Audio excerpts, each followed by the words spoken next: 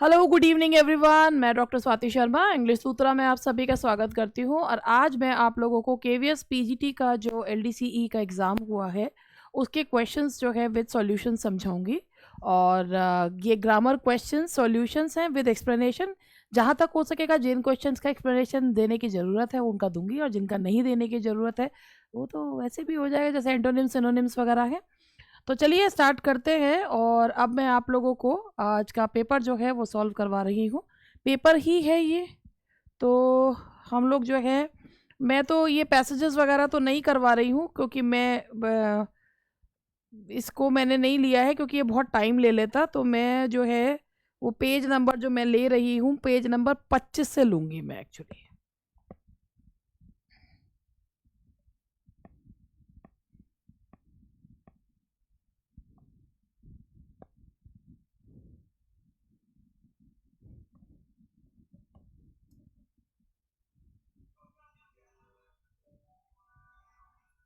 इतने सारे तो इसमें पैसेजेस दिए हैं इन लोगों ने। और अब मैं आप लोगों को इसके ये आ गया है पेज नंबर 25 से जो है क्वेश्चन नंबर 26 से मैं आप लोगों को समझाना शुरू करूंगी, क्योंकि इसके भी मैं आंसर्स बता रही हूँ। Of the 4 given options choose the one opposite in meaning in the given word. इसमें ट्रांजिएंट दिया गया है, ऑपोजिट है, ट्रांजिएंट का मतलब होता है क्षणभंगुर। तो उसका आंसर है दैट्स लास्टिंग, जो हमेशा रहता है, दैट्स लास्टिंग। और ये है नेक्स्ट इज टेम्परल। तो जो ये टेम्परल वर्ड है इसके लिए इन्होंने दिया है, टेम्परल होता है अर्थली, तो ये जो है दैट इज स्पिरिचुअल। टेम्परल का है spiritual. Choose the word opposite in meaning है, तो इसका ऑपोजिट जो है दैट इज मॉर्नफुल यानी कि दुखी। तो इसका आंसर है 3 जॉयफुल, खुश। और ये ऑपोजिट इन मीनिंग ही देना है। इंडोलेंट है, तो इंडोलेंट का मतलब होता है आलसी, तो उसका हो गया आपका दैट इज एक्टिव, जो है वो उसका होगा दैट इज एक्टिव। एंड ये भी अभी ऑपोजिट ही देने हैं। ऑप्यूलेंट होता है कि जो वेल्दी होते हैं यानी कि जो अमीर है दैट इज ऑप्यूलेंट, तो उसका उल्टा होगा दैट इज पुअर। पुअर जो है वो इसका होगा दैट्स पुअर। अब उसके बाद 31वें क्वेश्चन से है of the 4 given options choose the one similar in meaning. Similar है, अब्रिज का मतलब होता है छोटा करना, तो इसका होगा दैट शॉर्टन, छोटा करना, काटना, तो ये है दैट इज शॉर्टन। और उसके बाद जो नेक्स्ट है दैट इज ड्विंडल। तो ड्विंडल का मतलब होता है, ये भी सिमिलर है कि कम होते जाना, कम करना, दैट्स डिक्रीज।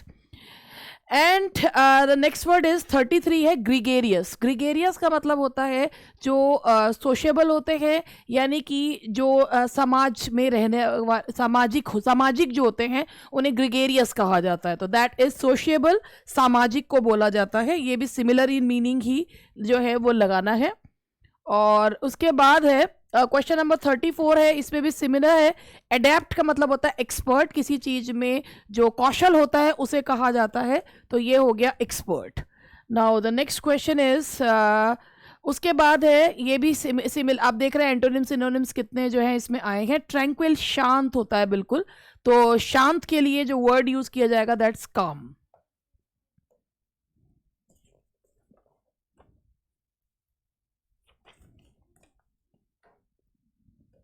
दैट्स काम।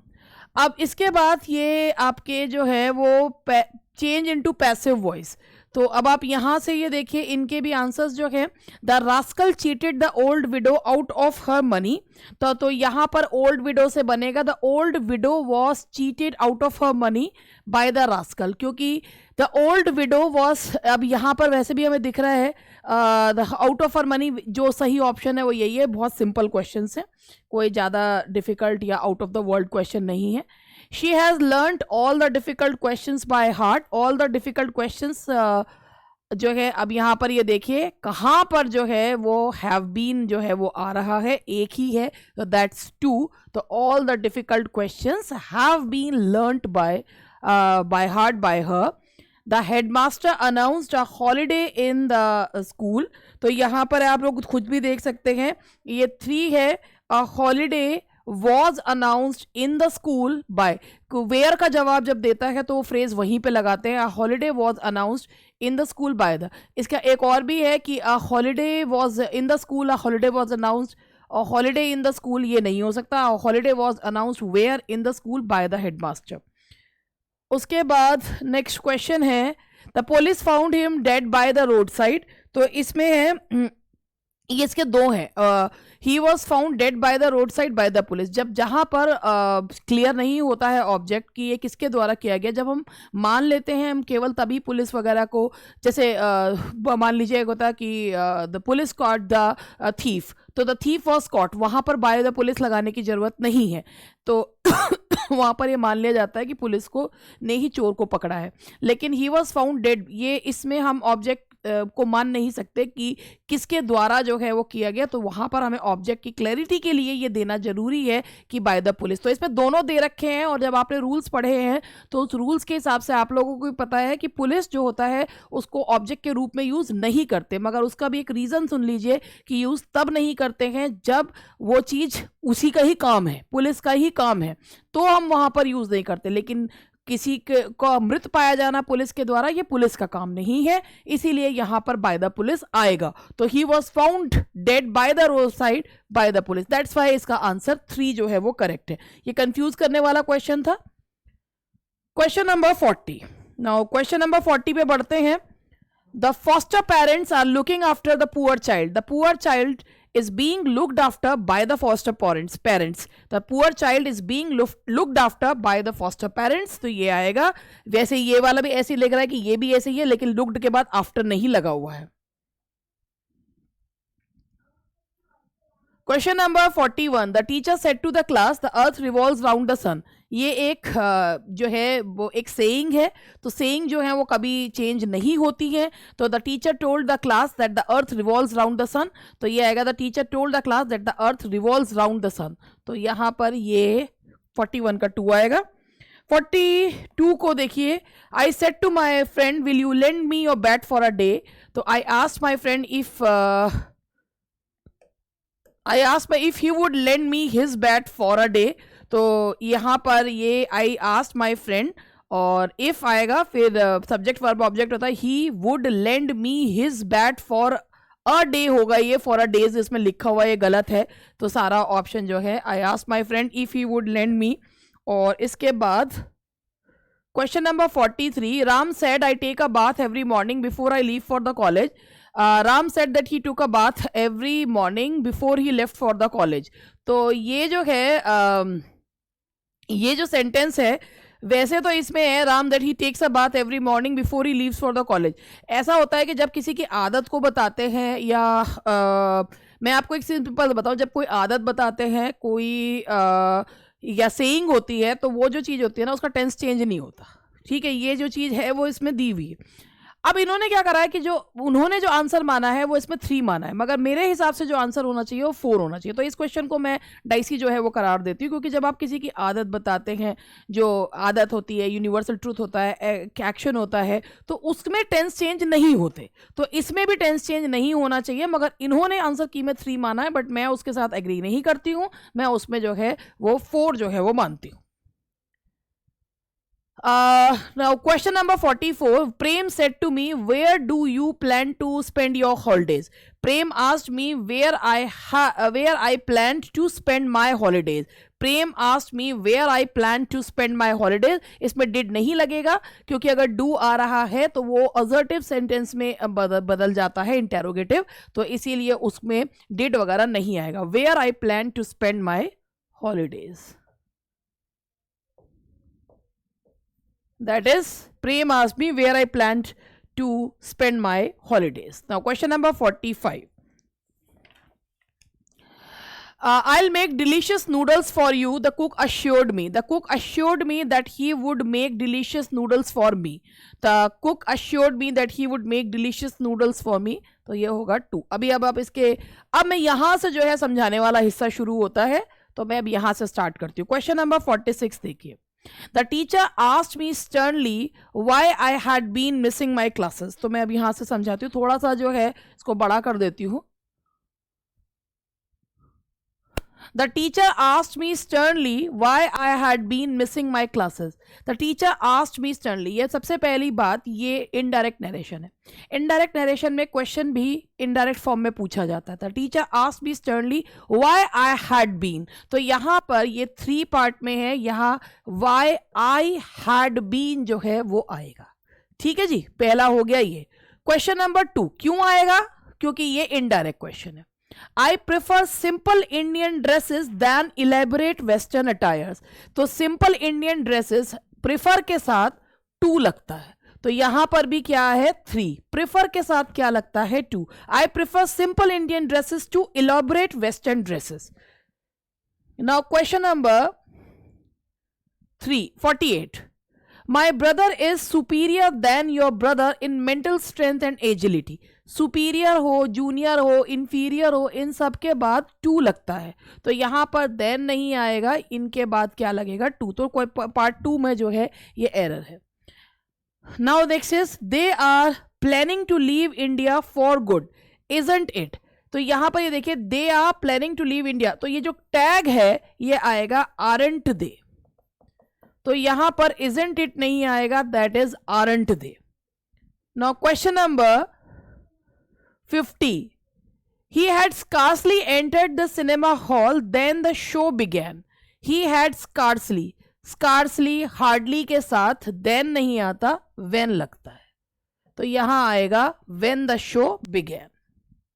Now question number 51. When I shall reach the town, I shall meet my long lost friend. जब 2 सेंटेंसेस होते हैं जिसमें से एक जो है वो टाइम क्लॉज देता है और एक और टाइम क्लॉज पे आधारित कंडीशन होती है और दूसरा जो इसका रिजल्ट होता है, तो जो टाइम क्लॉज वाली कंडीशन होती है वो प्रेजेंट इंडेफिनेट में और जो रिजल्ट होता है वो फ्यूचर इंडेफिनेट में बनता है. तो when I shall reach the town I shall meet my. तो when I reach the town I shall meet my long lost friend. तो यहाँ शैल जो है वो नहीं आएगा. ठीक है. अब जी 52 क्वेश्चन में फिर एक गड़बड़ ये है कि इन्होंने इसमें माना है कि इसमें इन्होंने 2 जो है वो माना है. He got angry before I uttered a single word criticising him. अब बात ये है कि वो गुस्सा हो गया मेरे कुछ भी बोलने से पहले. मतलब अगर मेरे बोलने से पहले ही वो गुस्सा हो गया. अब जैसे होता है मेरे पहुंचने से पहले ट्रेन चली गई, तो भाई जो काम पहले हो गया होता है वो पास्ट परफेक्ट होता है, जो काम बाद में होता है वो पास्ट इंडेफिनिट. बोले बाद में ना, बोलना चाह रहे थे, बोलने से पहले ही हो गया काम, तो पहले वो गुस्सा होना हो गया, तो आना तो उसमें फर्स्ट पार्ट में चाहिए. लेकिन अब इन्होंने 2 में ले गया, तो मैंने इसको ये कहा he got angry after I had uttered. मैंने इसको ये कर दिया after I had uttered a single word criticising him. तो मैंने इसको इस तरीके से करके इसमें, क्योंकि इन्होंने 2 पार्ट में रखी है वरना तो इसे ए पार्ट में होना चाहिए था. अब हम क्वेश्चन नंबर 53 देखते हैं.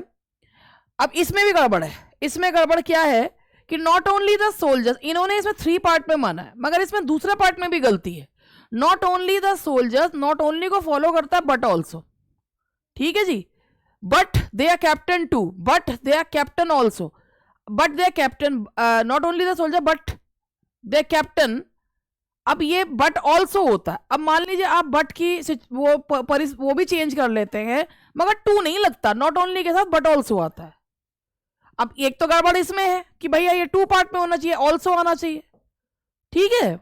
दूसरी गलती इसमें यह है कि नॉट ओनली बट ऑल्सो के बाद जो सब्जेक्ट जो होता है वो अगर 2 जुड़े हुए होते हैं, तो जो सब्जेक्ट जो होता है वो but also, not only but also, इधर और नीदर नॉर के बाद जो होता है उसके हिसाब से वर्ब लगाते हैं. अगर आप लोगों ने मेरी एक सीरीज देखी हो गोल्डन रूल्स ऑफ जो है एरर के फाइंडिंग के देखी हो, तो उसमें ये सारी चीज़ें मैंने कई बार बताई हैं. तो बट दे कैप्टन ऑल्सो, तो यहाँ कैप्टन के हिसाब से लगेगा. कैप्टन एक है तो यहाँ वॉज आएगा. तो इसमें दोनों पार्ट्स में एरर है. अब इन्होंने इसी को क्यों माना, ये तो दोनों ही गलतियां हैं इसमें. नेक्स्ट क्वेश्चन है 54. I pitied on him for the miserable life that he was leading. Pitied के साथ प्रेपोजिशन नहीं लगेगा. आई पिटीड हिम, तो pitied on him, I pitied him for the miserable life. तो अगर पिटी नाउन के रूप में लगता तो फॉर लगा देते. I felt pity for him for the miserable life that he was leading. लेकिन यहाँ वर्ब है तो उसके साथ कोई प्रेपोजिशन, आई पिटी यू. ठीक है, तो यहां पर कोई प्रेपोजिशन यूज नहीं होगा. Question number 55. After waiting for years he finally married with an Indian lady. कोई के दिमाग में आएगा married to an Indian lady, married with an Indian lady. तो आप इसको याद रखिए कि जब मैरिड जो है he is married to an Indian, या शी इज मैरिड विद, तो भाई वहां पर जब मैरिड जो होता है ना वो is are am was were के बाद लगता है, तो वहां पर तो वो टू और विद प्रीपोजिशन लेता है। अगर मैरिड जो है ही फाइनली एक एक्टिव फॉर्म में यूज होता है, वर्ब के तौर पे यूज होता है, तो उसके बाद कोई प्रेपोजिशन नहीं लगता। तो after waiting for years he finally married an Indian lady, तो विद जो है इसमें नहीं आएगा, he finally married an Indian lady. ठीक है जी। अब इसके बाद जो है ये कुछ इसके जो है ये वाले आ गए, ये वाले मैं आप लोगों को बता देती हूँ। ये मैंने आपको बताया था कि इस तरीके से देखिएगा कि पहले इनके ऑप्शंस पढ़ लीजिएगा। तो ये है to help farmers earn a good remunerative price a new scheme has been launch for their produce. तो शुरू होना चाहिए ये, इसमें आप देखिए BCAD है, सारे उसमें अलग ही हैं। देखिए a new scheme has been launched to help farmers, तो ये सेकंड वाला होगा क्योंकि नाउन या प्रोनाउन से स्टार्ट होता है, तो दैट्स 2। फिर उसके बाद नेक्स्ट क्वेश्चन है, यहाँ देखिए ABDC, इसमें भी वही चीज कर रखी है। The risk of damage to the eyes can be treated with, अब जहां पे आप देखिए बट और most eye infections can be treated with, अब या तो द रिस्क से या मोस्ट आई इन्फेक्शन से, दोनों में से किसी एक से स्टार्ट होगा। तो अगर हम देखते हैं मोस्ट आई इन्फेक्शंस, ये नाउन से स्टार्ट हो रहा है, most eye infections can be treated with antibiotics but there still remains a risk of damage to the eyes, तो ये सी से स्टार्ट होगा, तो सी वाला जो पार्ट है वो इसमें हो जाएगा 4। नेक्स्ट क्वेश्चन इज, फिर वही है CBDA, सबके वही हैं और इसको बहुत सिंपल है ये तो।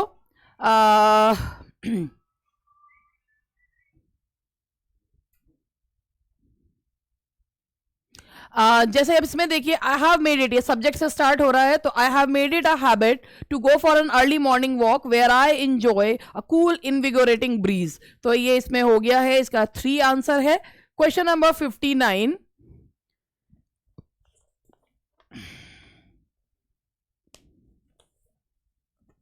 बहुत सारे हैं ये भी, तो इसमें देखिए 59 जो है इसका आंसर है, इसके आंसर्स बता देती हूँ। इसका आंसर है 2, आप पढ़ लीजिए। When I saw a thief entering my house I in the dead of night I screamed for help, और 60 है इसका, इनके आंसर्स बता रही हूँ, तो इसके आंसर्स आप देख लीजिएगा, क्योंकि जो समझाने वाला पार्ट है उसमें तो, इसमें तो मैं क्या चाहकर भी कुछ नहीं समझा सकती हूँ, आप पढ़ लीजिएगा इसको कि there can not be a cultural societies without ideas on how to preserve strength and disseminate the culture and heritage of a region. And now the next question is 61, that is to its ramification in India, the coronavirus had a, ये CADB भाई D से start हो रहा है, the coronavirus had a negative effect on the world economy and India cannot remain immune to its ramification। तो ये वाले जो तो ज़्यादा आसान होते हैं, जिसमें एक एक लेटर से स्टार्ट होते हैं, जैसे ही हमें एक वो मिलता है हम उससे बाकी के ढूंढ लेते हैं।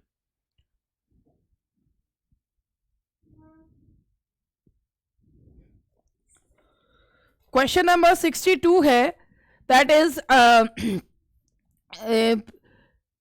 फिर है CBAD, she sculpted a beautiful statue, अगर हम इसमें देखें of the local hero, that is CDB with scant resources and limited tools which was appreciated by all and sundry, तो यही होगा इसका CDBA, that 62। एक मिनट,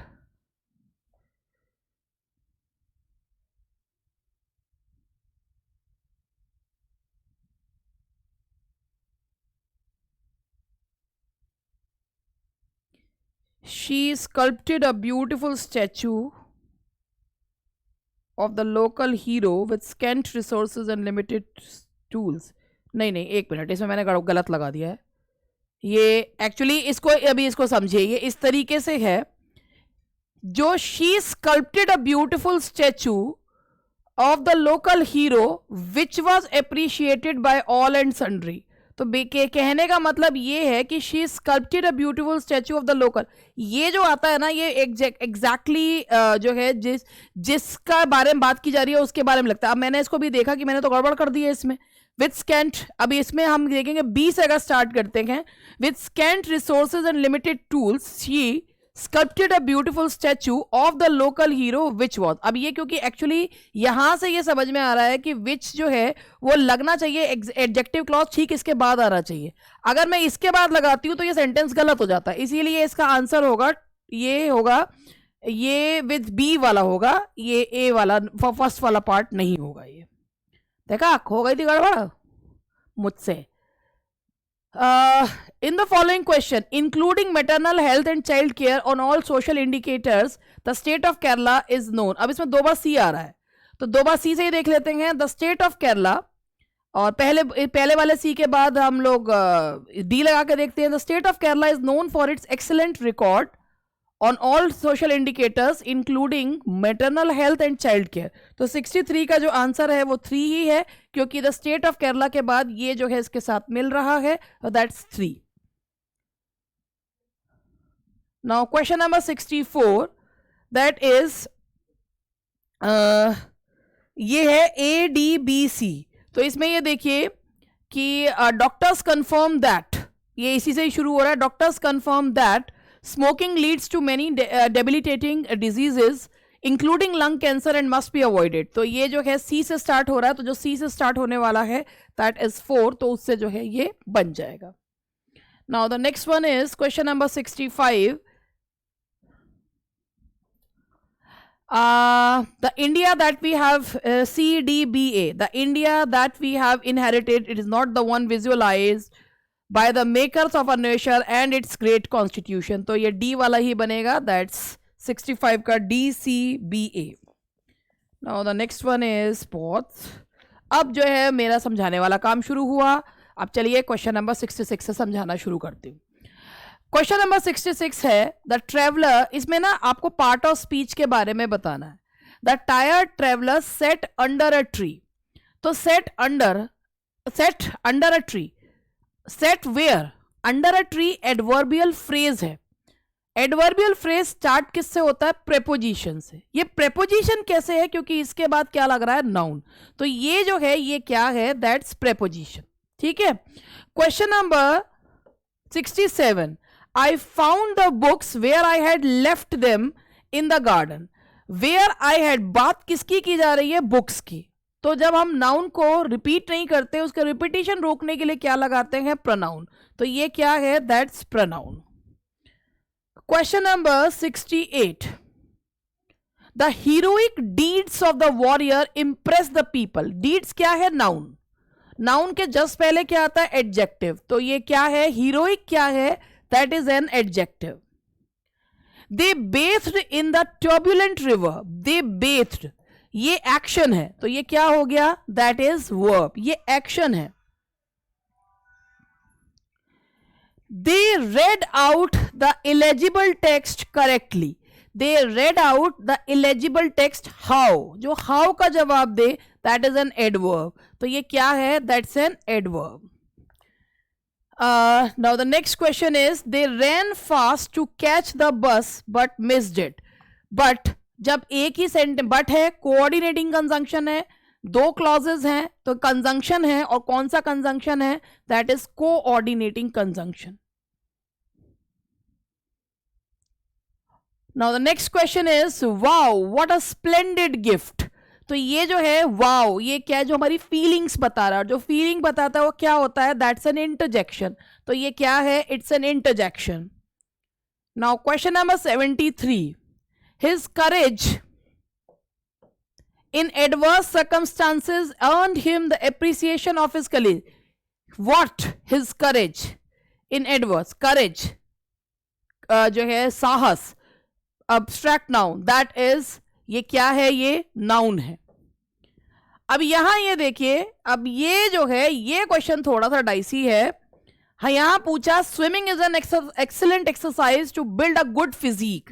और what is an excellent exercise? जो व्हाट का जवाब देता है वो नाउन होता है।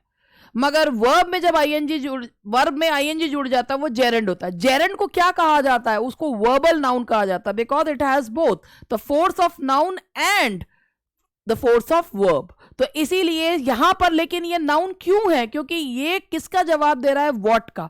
एज अ सब्जेक्ट यूज हो रहा है, जो सब्जेक्ट यूज होता है वो वर्ब नहीं होता, दैट इज अ नाउन। तो यहां पर इसको पार्ट ऑफ स्पीच जो है ये क्या है? जेरेंड है। जेरेंड नॉन फाइनाइट वर्ब है, पर here it is working as a noun, that's why it's noun. He fasts every month in accordance with his religious beliefs. He fasts. खाली fast होता कि he keeps a fast, he keeps fast every day. तो जो है मतलब रोज तो fast कोई कैसे रख सकता है? He keeps fast every day, तो वो नाउन हो जाता। लेकिन ये ही फास्ट, वो फास्ट रखता है, एक्शन है, तो दैट इज वर्ब। अब यहां पे 76 से in the four identify the underline clause. The stolen watch was found, कहां? Where it was hidden. कहां का जवाब दे रहा है। जो क्लॉज कहां, कब, कैसे, कितना का जवाब दे वो कौन सा होता है? That is adverb clause. तो ये कौन सा क्लॉज है? That is adverb clause. He promised that he will repay the loan soon. उसने प्रॉमिस किया कि वो, he promised what?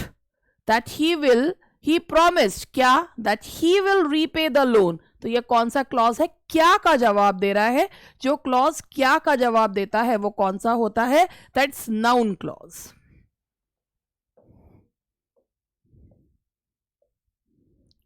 I firmly believed what?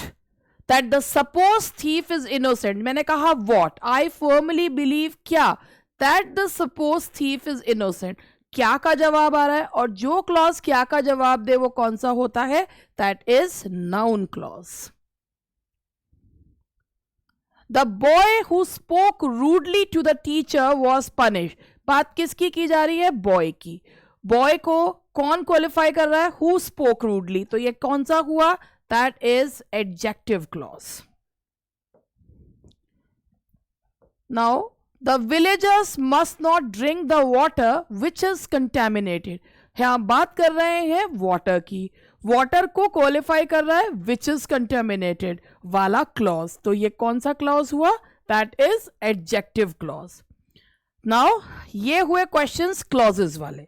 तो भाई ये क्वेश्चंस क्लॉजेस वाले हुए। अब मैं जरा देख लूं और उसके बाद हम आगे बढ़ते हैं।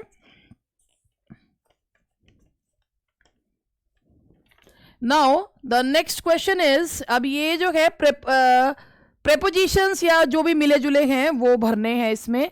We were prevented dash entering the stadium without. We were prevented, prevented के साथ जो एप्रोप्रिएट प्रेपोजिशन होता है, हमें रोका गया, फ्रॉम एंटरिंग। तो यहां आएगा we were prevented from entering the stadium. Now question number 82, the local hoodlum dash the family for a long time now. अब यहां पर आप ध्यान से देखिए, तो यहां the local hoodlum for a long time. अब ये जो ट्रबल जो वर्ड है ना, नाउ आ रहा है। एक तो जब इसमें नाउ आ गया तो बात प्रेजेंट की करेंगे, ठीक है जी, बात प्रेजेंट की करेंगे, तो ये कट गया और ये भी कट गया, क्योंकि जब सिंस फॉर आता है तो परफेक्ट टेंस या परफेक्ट कंटिन्यूअस टेंस लगता है। तो आप पूछ सकते हैं कि मैम हैज ट्रबल्ड क्यों नहीं लगा सकते? भाई दो तरीके के वर्ब्स होते हैं, एक होते हैं स्टैटिक वर्ब्स, एक होते हैं डायनेमिक वर्ब्स। तो अगर आपका वर्ब स्टैटिक है तो आप लगाओगे परफेक्ट टेंस। जैसे I have known him for years, तो यहां नोन जो है, I have been knowing him, known जो है वो एक स्टैटिक वर्ब है, नो, तो उसके साथ आप परफेक्ट टेंस लगाओगे। लेकिन ट्रबल जो है दैट इज जो है ट्रबलिंग, इट इज ट्रबलिंग मी, तो ये जो है ये डायनेमिक वर्ब है। और जब डायनेमिक वर्ब है तो वो कौन से टेंस में लगेगा? परफेक्ट कंटिन्यूअस में, सिंस फॉर के साथ। तो इधर आएगा the local hoodlum has been troubling the family for a long time now. तो यहां से देखिए कि हैड बीन क्यों नहीं आया है, इसका मैंने पूरा रीजन जो है आपको दिया है। Question number 83, dash there is corruption in India, there can not be a significant advance in economy. तो यहां पर ये है जब तक, जब तक का जब सेंस आएगा तो वहां पर एज लॉन्ग एज आता है। As long as there is life there is hope, जब तक है, जब तक जिंदान है, जब तक जो है वो उम्मीद है। तो as long as there is life there is hope, तो यहां आएगा जब तक के सेंस में एज लॉन्ग एज।